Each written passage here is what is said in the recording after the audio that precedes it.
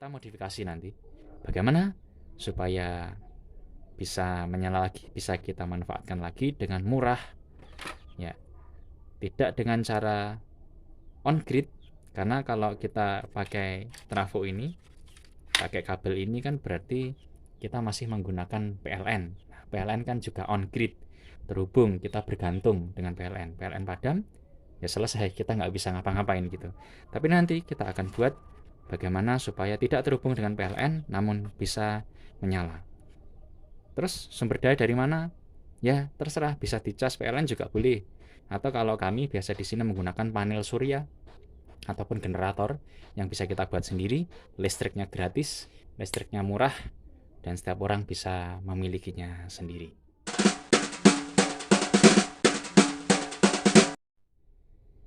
Ya, sebagaimana yang kita tahu bahwa radio adalah alat komunikasi yang sangat baik. Seperti ini. Jadi kalau ini punya saya sendiri, radio FM, MW, dan SW. Jadi SW-nya ini juga komplit.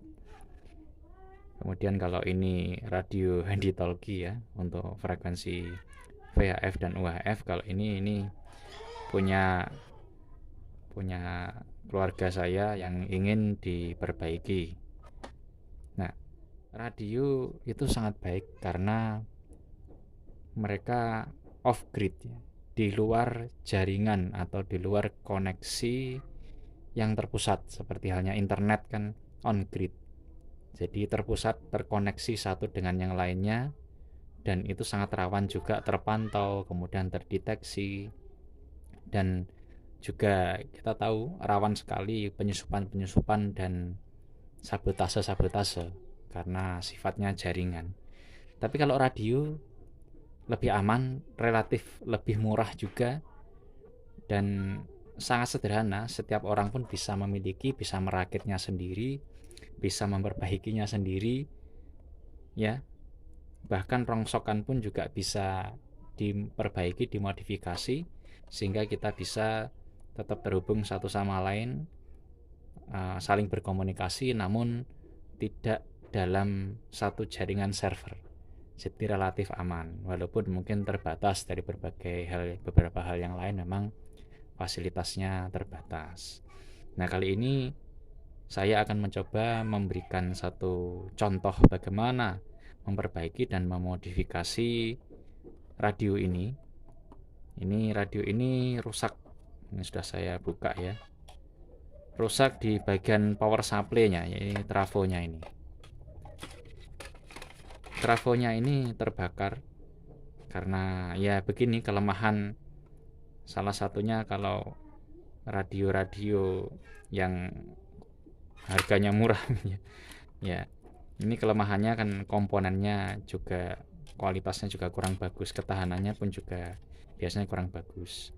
Nah, ini kita modifikasi nanti bagaimana supaya bisa menyala lagi, bisa kita manfaatkan lagi dengan murah ya, tidak dengan cara on grid, karena kalau kita pakai trafo ini, pakai kabel ini kan berarti kita masih menggunakan PLN. Nah, PLN kan juga on grid, terhubung, kita bergantung dengan PLN. PLN padam, ya selesai, kita nggak bisa ngapa-ngapain gitu. Tapi nanti kita akan buat bagaimana supaya tidak terhubung dengan PLN namun bisa menyala. Terus sumber daya dari mana? Ya terserah, bisa dicas PLN juga boleh. Atau kalau kami biasa di sini menggunakan panel surya ataupun generator yang bisa kita buat sendiri, listriknya gratis, listriknya murah, dan setiap orang bisa memilikinya sendiri. Kerusakan paling umum yang dialami oleh alat-alat elektronik yang menggunakan listrik PLN seperti ini, tegangan 220, itu pada trafo misalnya ya, seperti ini. Makanya saya sampai punya rongsokan trafo sekian banyak dan masih banyak lagi di belakang sana, karena ini salah satu yang paling rawan karena tegangan 220 masuk, kemudian diturunkan tegangannya menjadi tegangan yang rendah untuk kebutuhan menyalakan itu. Nah, karena sering digunakan dan biasanya juga berjam-jam, maka panas. Dan kalau trafo murahan biasanya akan terbakar karena lilitannya ini, tembaganya ini biasanya kualitasnya tidak bagus, akhirnya bisa hubungan pendek, kurang lebih begitu. Kadangkala putus juga ketika diukur pakai avometer, terputus. Nah, seperti itu contohnya. Nah, untuk kali ini mari kita modifikasi sebagaimana yang saya katakan tadi. Jadi yang pertama ini diambil dulu, karena kita sudah ketahui problemnya di sini, maka ini kita ambil. Ini nggak berguna, mungkin ya nanti tukang rongsokan ya. Nah, terus kemudian kita nanti akan modif dengan baterai. Baterai ini saya ambil dari baterai bekas laptop. Saya ada banyak sekali, ada stok sampai puluhan, bahkan kadangkala pernah sampai ratusan stok, karena ini bisa dikatakan kebutuhan yang penting. Meski baterai bekas atau second, tapi nanti kita cek satu persatu. Kemudian saya ada alat tes, kapan-kapan nanti kita akan review alat tesnya. Saya ambil dari Cina, datangkan langsung dari sana, dites apakah kondisinya masih baik. Kalau baik, kita masih bisa gunakan, masih bisa bertahan sekian tahun. Jadi nggak perlu beli baru yang harganya mahal, tapi second saja sudah cukup baik. Ini saya paralel, angkat 2 paralel dengan tegangan normalnya 3,7 volt.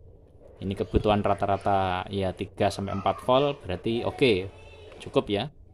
Paralel 2, tegangannya 3,7 kali 2, ini kapasitas rata-rata 1400-an jasa ukur ya, 1400-1500. Ini kalau untuk menyalakan, misal diisi penuh, untuk menyalakan radio ini bisa seminggu mungkin ya, kalau standby per hari.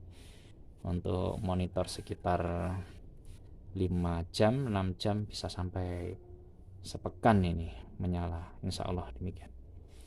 Yang pertama ini. Yang kedua, kita pakai modul charger ya.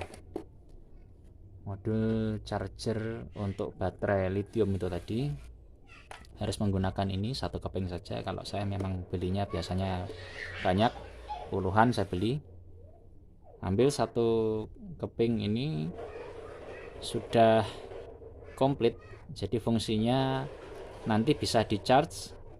Baterai ini kita pasang di radio, bisa kita cas dengan charger HP, charger yang bisa digunakan untuk HP, atau bisa langsung juga dari PLTS tenaga surya atau dari turbin yang tegangannya kita kecilkan menjadi 5 volt. Ya, pertama ambil 2 baterai lithium, disolder dengan kabel secukupnya, nanti disesuaikan dengan tempat yang mana nanti kita akan posisikan baterai. Kemudian ya ini solder ya dengan baik ya, yang rapi. Kemudian yang kedua, seperti tadi, modul charger ini disiapkan juga. Kita ambil satu keping, nah seperti ini. Kita ambil satu keping, kemudian siapkan LED ya, light emitting diode, light untuk indikator pengisian. Jadi ketika di charge menggunakan charger, nanti posisinya LED ini akan menyala ketika proses pengisian berlangsung. Nah, ketika ini padam, yang menyala satunya ini berarti pengisian telah selesai, karena saya menggunakan model yang kedua yang lebih bagus, yakni ketika pengisian baterai sudah penuh, maka dia akan terputus sendiri. Jadi nggak perlu khawatir baterai terbakar, karena otomatis memutus arus ketika pengisian telah penuh. Nah, nanti kita akan tempatkan di posisi mana yang cocok, karena sesuai dengan radio masing-masing kan bisa jadi berbeda tempatnya, atau skema dalamnya, atau pemosisian komponen-komponennya bisa jadi berbeda, maka kita sesuaikan aja. Nah, beri lubang di sini, terlihat nggak lubangnya ya. Nanti pakai bor bisa, pakai solder bisa, dirapikan dengan cutter ini ketika pelubangannya kurang rapi ya. Nah, kemudian dilubangi untuk LED indikatornya supaya bisa masuk. Kita pasang di sini.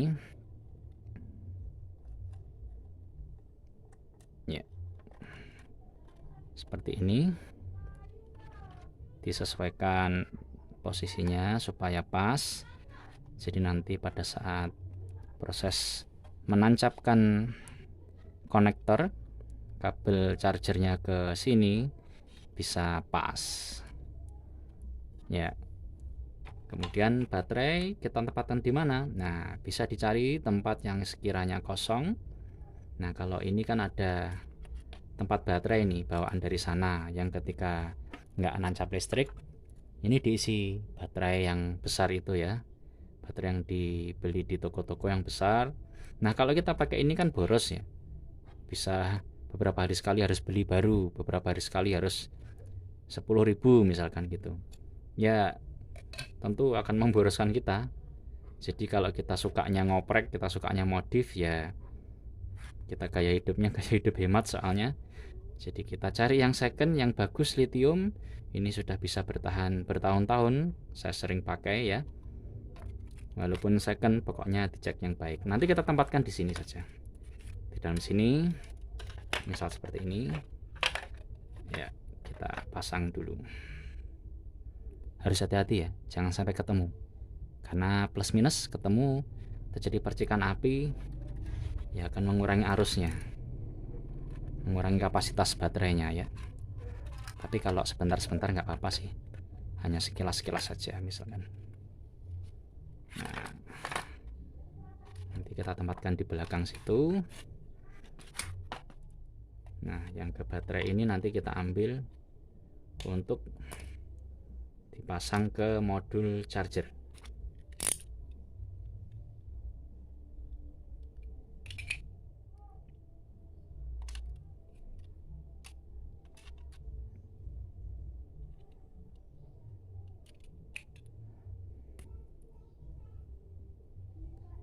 Jadi silakan nanti cara bisa disesuaikan dengan masing-masing ya, gaya masing-masing, karena kalau cara saya begini tidak harus persis, cuma intinya kabel harus kemana, posisi di mana ya, nanti silakan diambil cara yang terbaik, posisi yang terbaik dan sebagainya ya.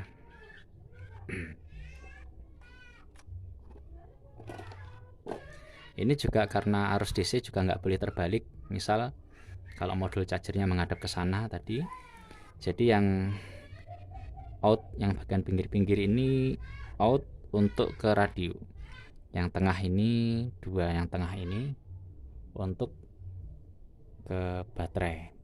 Jadi sudah ada tertulis di sini ya, nggak perlu khawatir.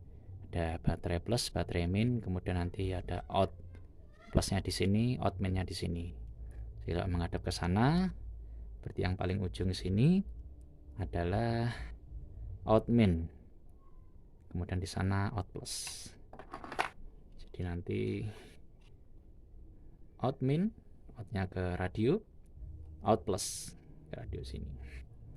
Menunggu solder, belum panas ya, tunggu sejenak. Oke, sudah cukup panas ini solder. Kita dahului dengan menyolder ujung kabel dulu supaya nanti bisa disolder di modul chargernya. Yang ini juga dua sudah. Beri timah dulu di modul charger.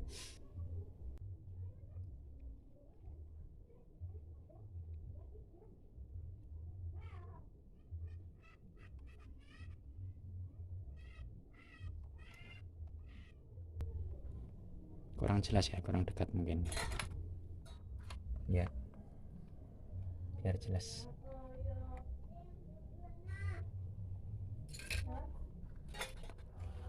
Ya, min baterai yang tengah sebelah kanan, kemudian plus baterai yang tengah sebelah kiri.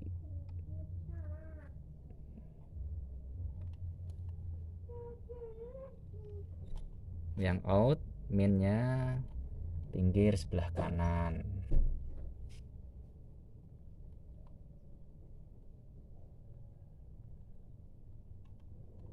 Yang out plus pinggir sebelah kiri.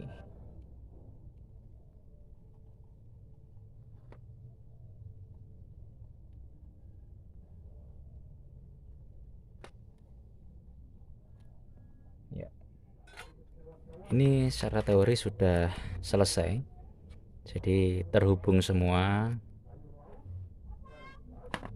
Dan kalau kita nyalakan mestinya sudah bisa ya. Nah itu, jadi kelistrikannya selesai. Hanya sesederhana ini, baterai dihubungkan modul charger, dihubungkan langsung ke input dari tegangan untuk menyalakan radionya.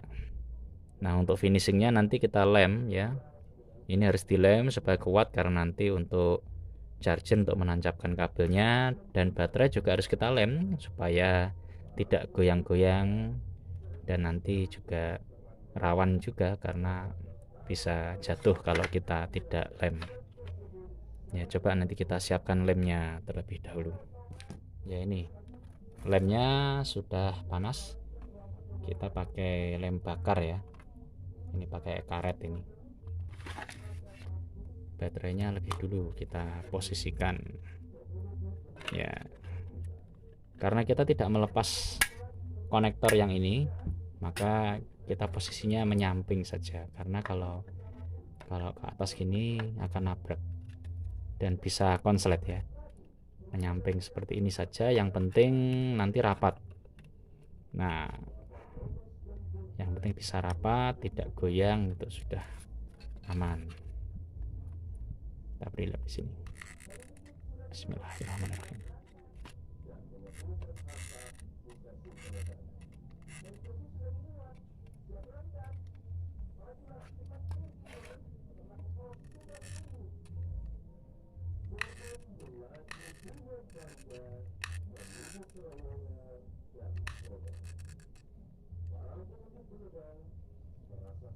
Ya, sudah cukup.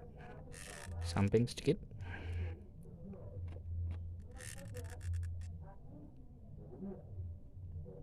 Ini bagian baterai sudah cukup.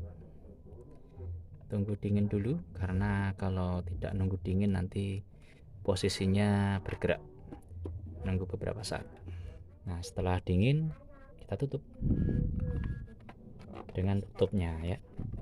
Kemudian kita lem sekarang yang bagian ini, modul chargernya.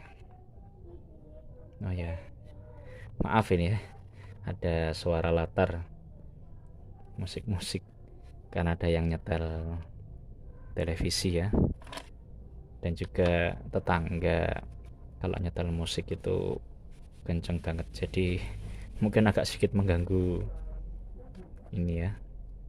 Ya nggak apa-apa, biasa aja karena kita dengan banyak orang ya. Mari kita lem sebelah sini, kurang jelas ya karena lampunya di sana ya. Jadi lemnya agak kuat di bagian samping, karena nanti ketika ditekan dengan charger kabelnya nanti tetap bisa bertahan. Beri lem agak banyak sampai ke bagian bawah modul chargernya, menumpuk tidak apa-apa. Setelah dipanaskan tekniknya baru kita luruskan. Oh ya, ini harus pada posisi yang lurus. Pegang dulu beberapa saat, diposisikan supaya tidak bergerak hingga lemnya dingin ya. Sekarang kita sudah selesai ya prosesnya, lem juga sudah, kita lihat, kita amati sudah oke. Tinggal sekarang kita menutup. Bismillahirrahmanirrahim ya.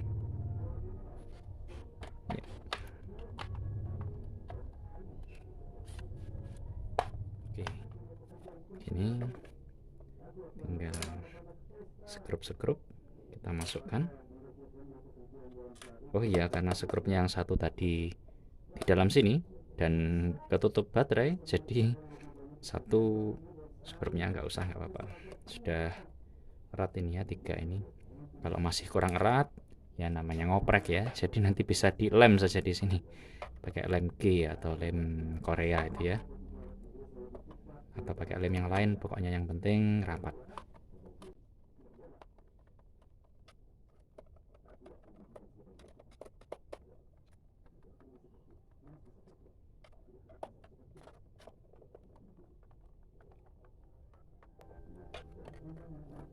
Ya, oke.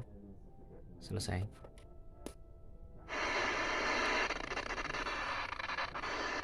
Oh, ini SW ini. FM. Ini FM. Oh, kencang sekali ya. Ya, karena memang tegangannya di atas 3. Kalau normal baterai yang pakai ini kan 3 volt. Jadi mungkin sekian belum terlalu keras, tapi kalau kita kan pakai lithium tadi tegangan di atas 3. Jadi kalau lithium penuh itu bisa 4,2 volt. Tapi masih aman. Cuma sedikit saja sudah sangat keras nanti ya. Oke, disesuaikan saja dengan keperluan. Tapi yang jelas itu lebih awet dan bisa monitor atau standby dengan lebih lama ya durasi waktunya. Demikian.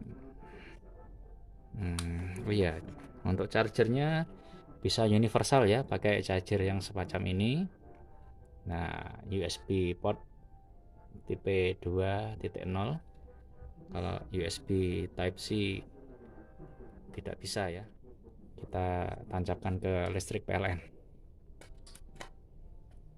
Nah, nanti kalau baterai habis tinggal gini saja, tancap.